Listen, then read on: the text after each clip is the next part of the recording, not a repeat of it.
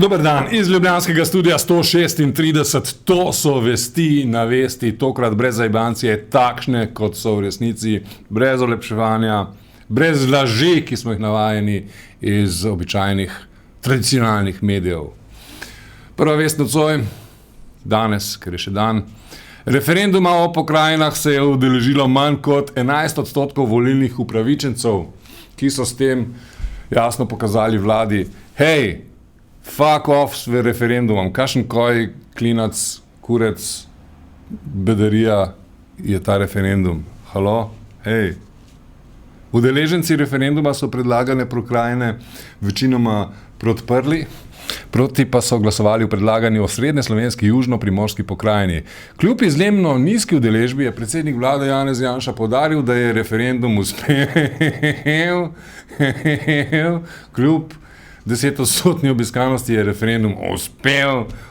Rakete, ognjemet so imeli še. Joj, referendum je uspel, fantje. Takole so si nazdravili Janša in kolegi. Rekli, fantje, pimo. Referendum je pa res uspel, kaj? Bravo.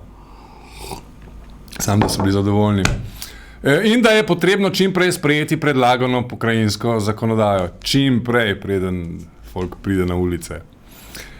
Finančni minister Andrej Bajuk pa pravi, da je bilo krivo vreme. To je težko danes takoj ugotoviti, ne? Dejstvo pa je, da je zelo lepo vreme, tudi da je marsikatera družina ali pa ljudje so šli malo na sprehod. Ne? Hej, minister Bajuk, a si ti malo blesal? Opravičujem se, ne bi smel mogoče tako govoriti z ministrom, poskusimo še enkrat. Hej, minister Bajuk, a ste malo blesal? Kakšen vreme pa mora biti, da je dober za volitve pa referendum? Toča, sneg. Če dež pada, takrat grejo ljudje radi na volitve, ali kaj? Halo? Mater me to razjezi. Takale manipulacija, a veš, Mare? Ja. Peva naprej. Peva rajš naprej, preden čist znorim. Podobno kot predsednik vlade pa je prepričan, da bo vlada ustrajala pri sprejemanju pokrajinske zakonodaje. Poglejte, jaz sem zadovoljen z vsako stvar, ki jo bodo volivci tudi rekli. Zato smo pa šli in smo podprli ta referendum, ker mislim, da mora vlada znati prisluhniti in pa vprašati tudi za mnenje včasih. No? Prisluhniti, ja. A misliš, da mu ta tišina kaj pove? Tako, mislim, če so prisluhnimo tišini, je bilo tole zdaj. V redu? 10%. Precej drugačno mnenje so imeli predstavniki opozicije. Predsednik zares Gregor Golobič je celo napovedal predlog spremembe referendumske zakonodaje. Ta pa tudi. Mi v stranki zares razmišljamo o tem, da bi po volitvah v nekem paketu ustavno-pravnih sprememb in reform, poleg volilnega sistema, poleg zakona o volilni kampanji, tudi referendumsko odločanje spremenili, da bi razmislili o tem, da bi se politiki odvzelo veselje do igračkanja s tako resnim instrumentom, da bi se za nek pozitiven izid zahteval nek kvorum. Vsi neki sam kako dakajo. Veš, toliko radi, koliko radi, samo da je kakšen mikrofon zraven. Svoje nezadovoljstvo z referendumom pa je po svojem glasovanju izrazil koprski župan Boris Popovič. Enostavno pač nekako vodijo neko kampanjo proti Kopru, kao da Koper ne sme biti center regije, ne vem, imajo pač neke svoje stvari v glavi in enostavno bi radi imeli svoje vrtičke, ampak z vrtičkarstvom sami vemo, da ni neke bodočnosti.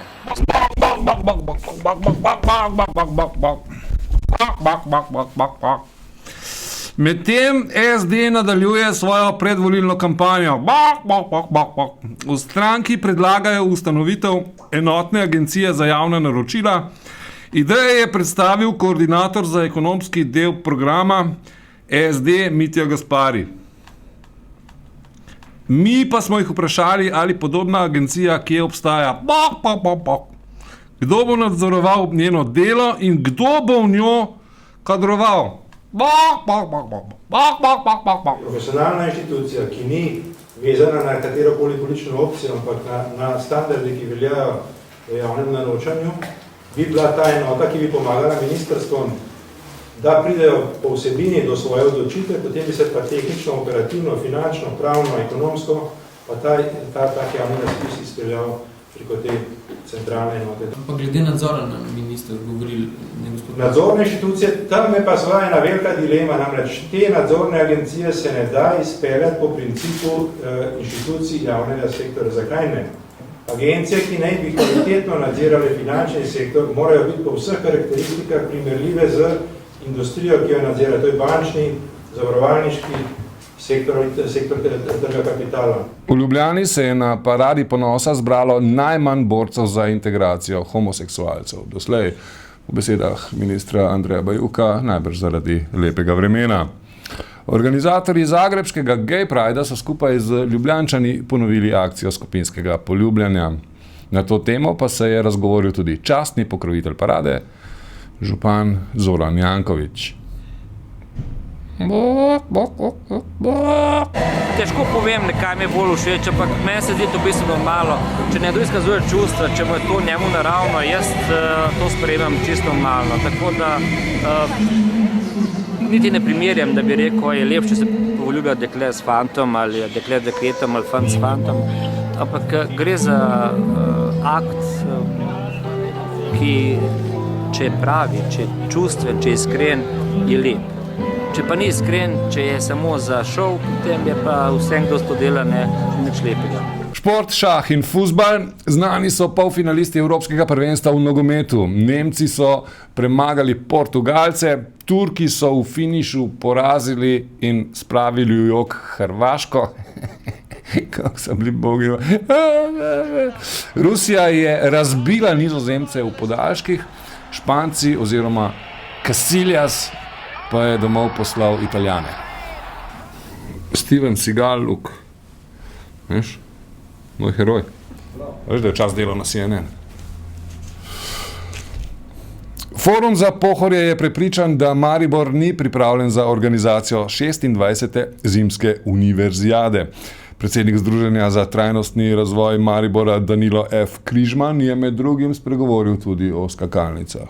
120-metrska skakalnica, to ne naravno spovejo, rečemo še jaz to ponavljam v nedogled, je objekt za prireditve enkrat do dvakrat na leto. 90-metrska, to je pa že druga zgodba, to so pa že skakalnice za trening in tako naprej, seveda zahtevnejši. Za skakalni šport, za razvoj pa ne naredijo nekaj poštenega, 20, 40, 60 in predlagam, da razmislijo, zato pa ne rabimo univerzijade. Slovenija, Slovenija, Slovenija, kulturac. Ogledali smo si podvodni operni performans 5 sežnjev globoko, moj oče leži. Proti koncu performansa so se pevki Julijani Snejper v bazenu pridružili tudi prostovoljci. Predstava nas ni popolnoma prepričala, o občutkih in vtisih pa smo povprašali tudi nastopajoče in tudi gledalce.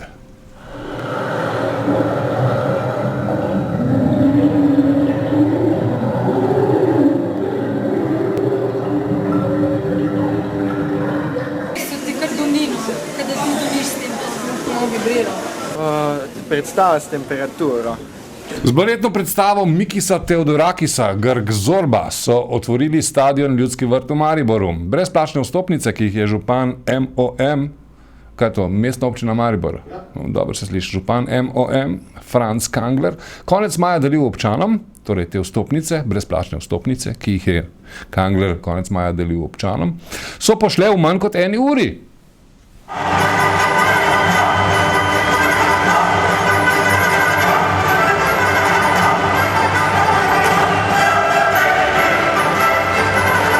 Sinoči pa je Rade Šeširđija v ljubljanskih Križankah upravičil sloves enega največjih interpretov. Polna dvorana je vzdihovala, se objemala in jokala. Posebno energijo so na oder prinesli gostujoči umetniki. Kemal Monteno, Vlado Kreslin, Jure Ivanuša in Livio Morosi.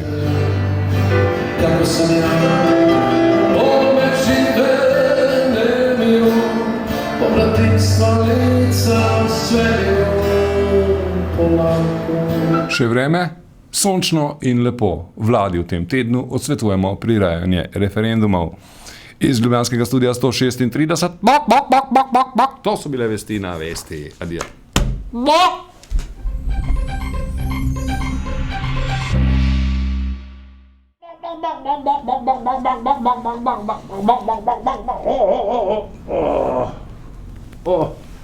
Oh.